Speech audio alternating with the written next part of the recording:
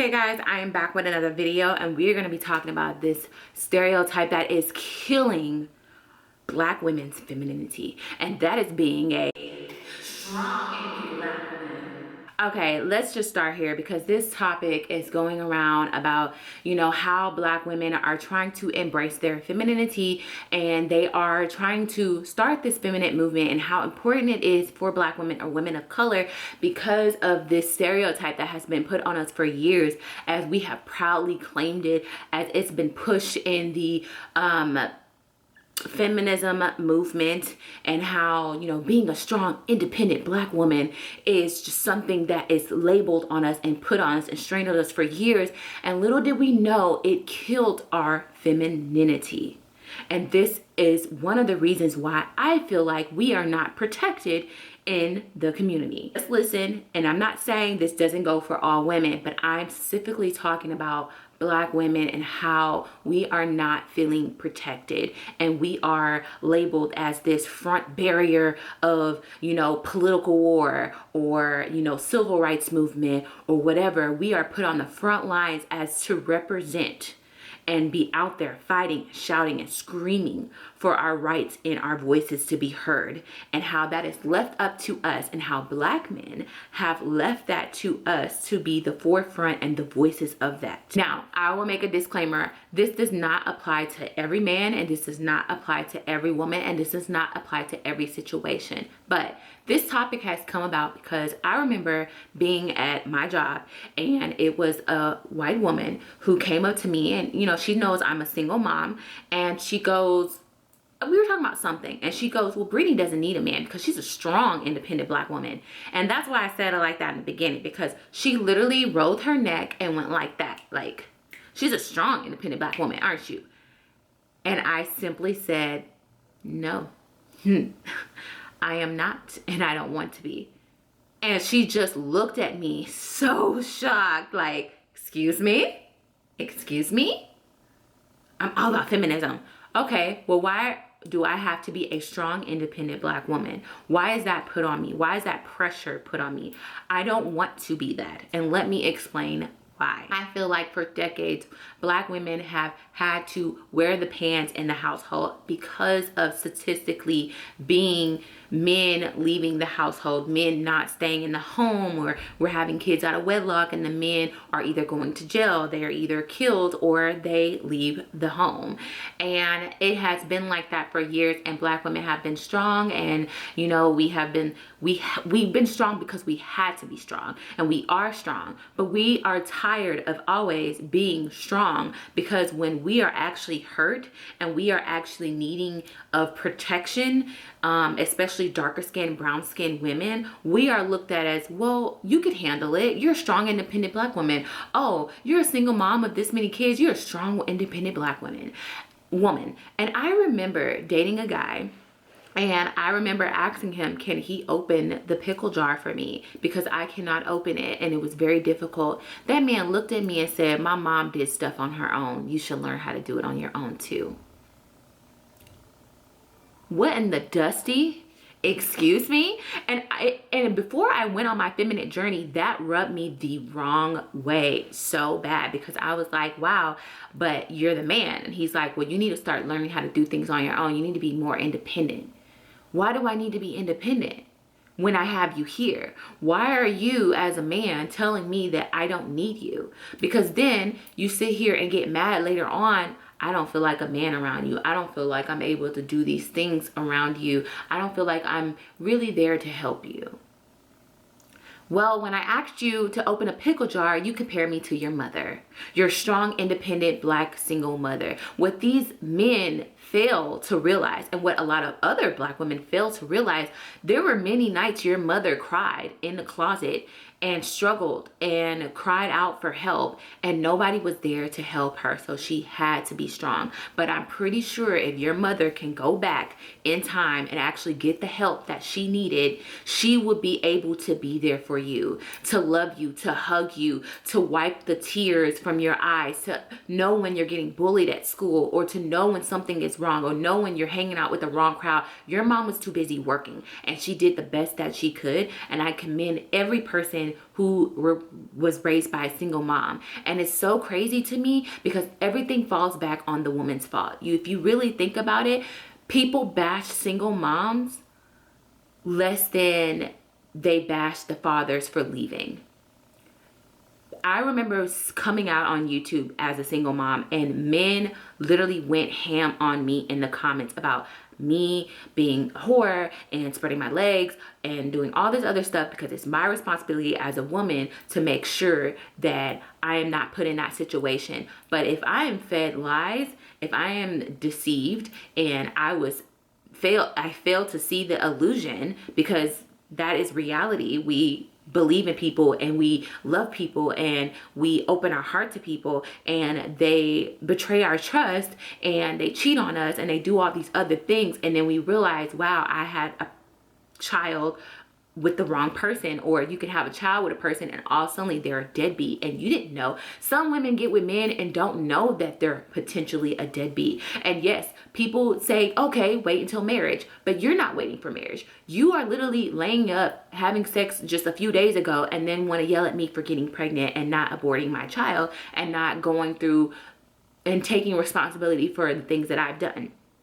You know, not saying that if you don't have, you have an abortion, you're not taking responsibility, but you still have to deal with that trauma. You still have to deal with that trauma of getting an abortion. You still have to deal with the trauma of being a single mom. Like, these are life choices that women are dealt with in the cards that they are dealt with. And I remember seeing a post saying that it's so crazy how women are blamed for and talked down upon for not having a father in a home. Oh, that's why you're acting like that, because you didn't have a dad. But we don't blame the actual dad. We blame the woman for being so messed up for not having a dad. Just the same as women are bashed for being a single mom because they chose to stay. They chose to be the mom. They chose to do the best they can for their child, only being one parent. And we are put into this place where it's like we're strong, we're independent, and we could do it on our own. But in reality, we should not have to do these things on our own. We should not have to give and put this dangerous label on us that we are strong and independent, because just like we feel like we are not protected because we're looked at as masculine and strong and angry. And then you wonder why Black women are so angry and upset and hurt and vocal, because we have a lot of trauma that we have not dealt with, because people tell us to suck it up and that we're strong and independent. But they don't talk about our mental health and how a lot of Black women were molested growing up. Nobody wants to talk about that. Nobody wants to talk about these young girls growing up being molested and people saying, well, baby, we don't need to talk about it. Or, baby, let's just move on from it. And they don't go get that help. They don't go get that mental help, that psychological help. They don't go get that help. And then they find themselves in generational curses. The mama was with an abusive man, so the daughter ended up being with an abusive man. The child grew up seeing abuse, and the child ended up being with somebody abusive. The mom. You ever seen a family where the grandmother had a kid at a young age, the mom had a kid at a young age, the grandbaby had a kid at a young age, and it just keeps repeating itself over and over and over and over and over again? And people don't think that has anything to do with slavery or anything to do with poverty. Like, they just ultimately think that that child has been surrounded by nothing but toxic behavior of adults who have mental health issues, and they expect them to be strong and independent and don't need no man. And then when they actually get a man, they don't even know how to be a woman in position, because they didn't grow up seeing their mom being feminine and allowing a man to lead, which a lot of men these days don't know how to lead. And nobody is saying just get any man. Like, nobody is saying just get any man. You need a man to be a woman. Nobody's saying that. We're not talking about these beta males who sit here and want to act like they want to be the man of the house, but don't bring in any type of income. They don't know how to lead. They don't know how to fix a tire, change a tire. They don't know how to build. They don't know how to invest. They don't know anything. And we find ourselves taking care of them and taking care of the kids and cooking and cleaning, and then wonder why we're so angry. Well, a lot of women find themselves in this position, but it just seems like Black women are put at the bottom of the barrel. and enough is enough. And I'm going to use an example like child labor. Why are Black women dying at a higher rate than any other race when it comes down to birth? Why is that? Because when I know that childbirth was scary for me. I was in a lot of pain, and I thank God that the nurse that I had was a Black woman, and she was there for me and very attentive to my needs. But a lot of Black women, when they say they're in pain, a lot of these doctors are programmed to think, well, she's strong, she can handle it. They literally don't even look at, some of these people don't even look at Black women as if we are human, that we don't even feel pain. That's why when a Black woman is attacked in a store, Black men do not, they usually just stand there and watch, or they film when they take out their phone. They're not protected. I don't know how many videos you can pull up where a Black woman is going crazy because she feels attacked and nobody has her back. Or people looking at her like she's crazy. Or people looking at her like, well, you're being so aggressive. She's being aggressive because nobody is there to protect her. Nobody is there to protect her. Nobody is coming to her rescue. Like, if there's been plenty of videos where Hispanic woman is getting into it with another person of a different race, and Hispanic men jump in and protect their women. Hispanic men will tell you they will protect their women because they look at them like, that could be my mom, that could be my sister, that could be da da da da, and they need that protection. White men will do the same. Even they'll jump in and be like, hey, even if the woman is acting crazy, they'll be like, hey, don't hit her, don't touch her, don't do this, don't do that, da da da. They still somehow jump in and protect them. But when it comes down to Black women, it is all a shit show, and it's a clown show, and it's funny.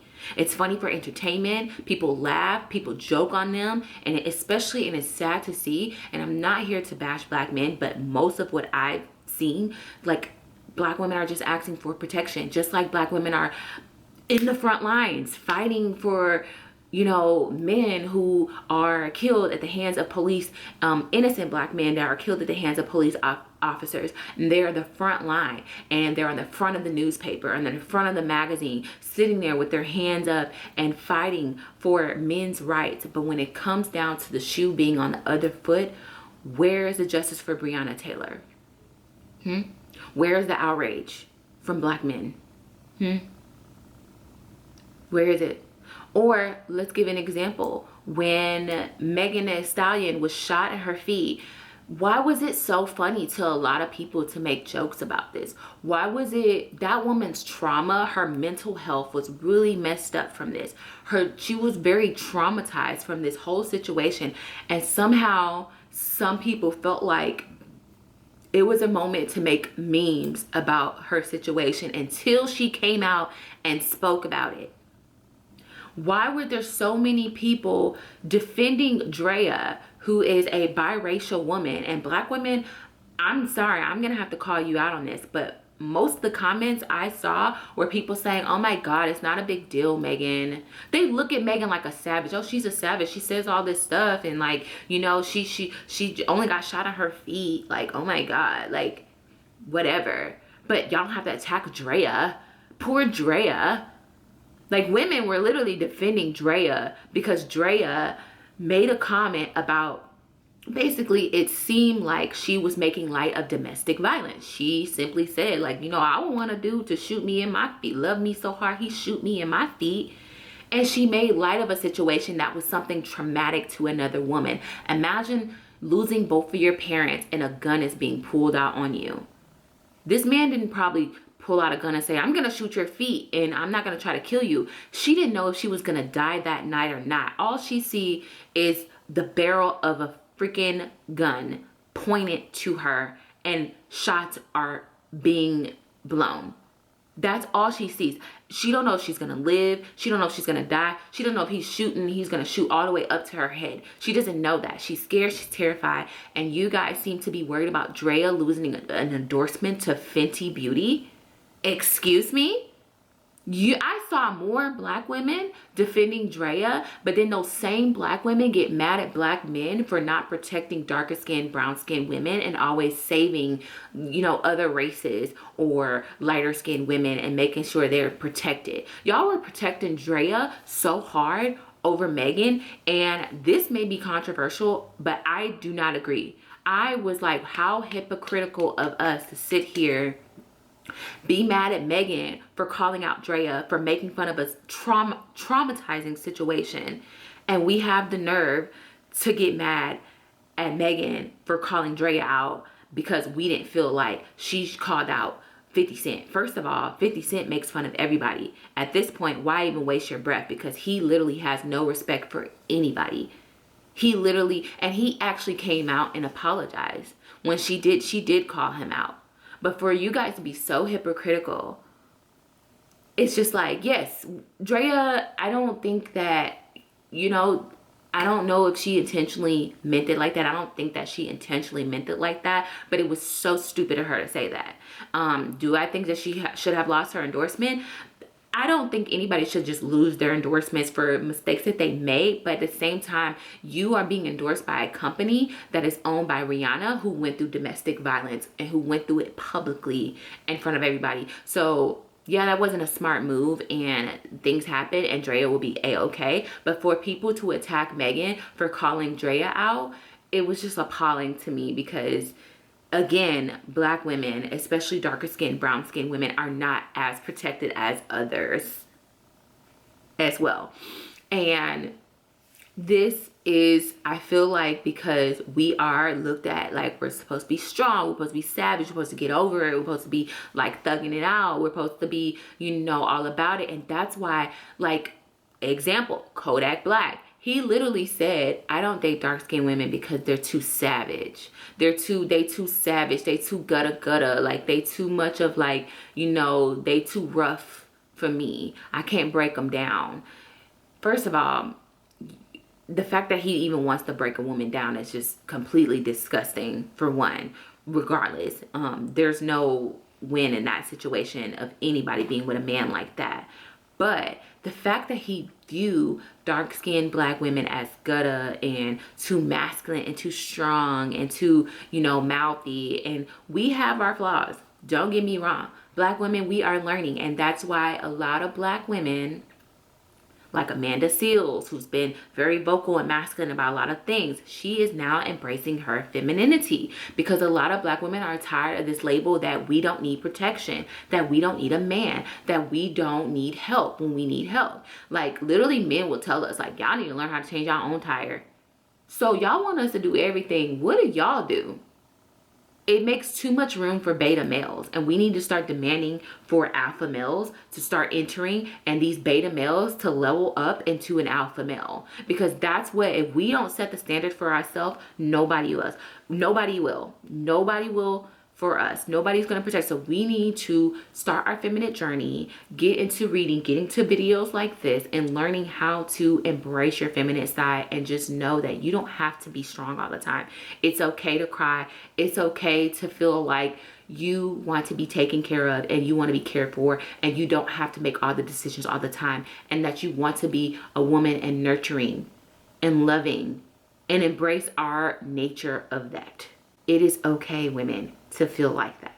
So I say all this to say is that it is so dangerous when we are labeled as this strong, independent black woman, because a lot of people don't take our pain serious. They don't take our misery. They don't take our depression serious, and they don't take that we are not able to handle and raise these kids correctly without the help of the other parent being in the home, and that we should not glamorize being single mothers. Nobody glamorizes it. We're strong because we have to be, and we will do that, and we do whatever we can. But also, while we're in school and working those part-time jobs, that is taking away time that we should have with our children, and our children are not being given the attention that they need. And then we find ourselves in this generational curse that our children are missing a certain love and affection that they are not getting because the other parent is not in the home.